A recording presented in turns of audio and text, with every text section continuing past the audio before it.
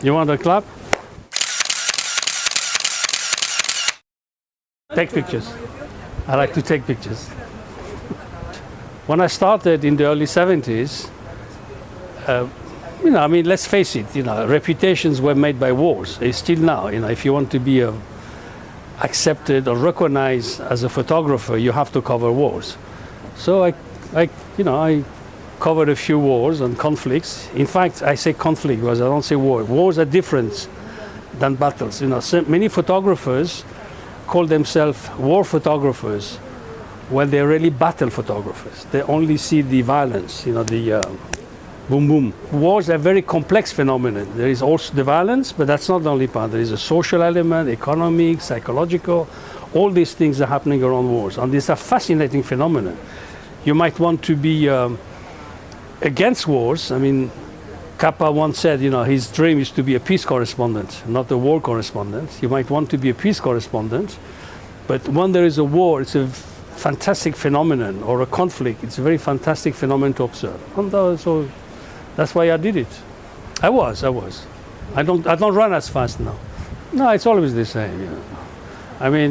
It's not easy because you still have to go to the front line. You still have to put your life in danger. You still have to come back alive and show your work. It's the same. The only difference is that, when I started in the 70s, when there was some big events like the Bangladesh war, there were 4 photographers. When I was complaining, I said, 4 photographers. Kappa was lucky he was alone, But now instead of 4, we have 65 photographers. That's the difference.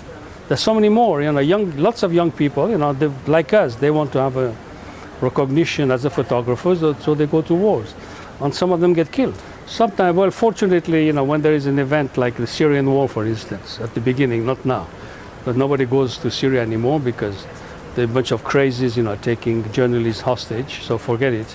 So when they could work, there were enough front lines for everybody to be able to work. Yeah, but it's happened to me. I remember being in some event and I see, the guy next to me, taking the same pictures. So I said, well, you just have to get used to it. Well, the difference is that, with the internet and also with the iPhones, everybody's become a photographer. Everybody's a photojournalist. Look, sometimes on the great events like the lynching of Gaddafi was not taken by professional photographers. It was taken by the people who lynched him. So it was a great event, but it was recorded by them. But that doesn't mean that everybody is taking a picture that we should not have photographers, because we look at it differently. We don't just do the immediate event. We try to put the event in perspective, to explain why it is happening, like a journalist. That's more important than just the event itself. The agencies are good because they don't make you a photographer. They help you spread your work and they help you sell your work. I think even there was no agencies, I would still be a photographer, but I would probably show my work differently than I did in those days.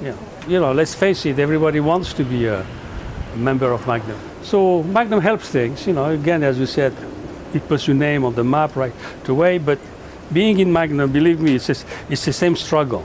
It's not because you're part of Magnum that your books get published like this. You still have to show, to struggle. And it's a daily struggle because, the world of photography has changed with internet, and even Magnum has difficulties. Well, I say, buy a good pair of walking shoes and fall in love. That's enough. Because when you fall in love, you see things differently. Then you become a photographer. Then if you want to be a war or a conflict photographer, it's something else. It's up to you. But first, get a good pair of walking shoes.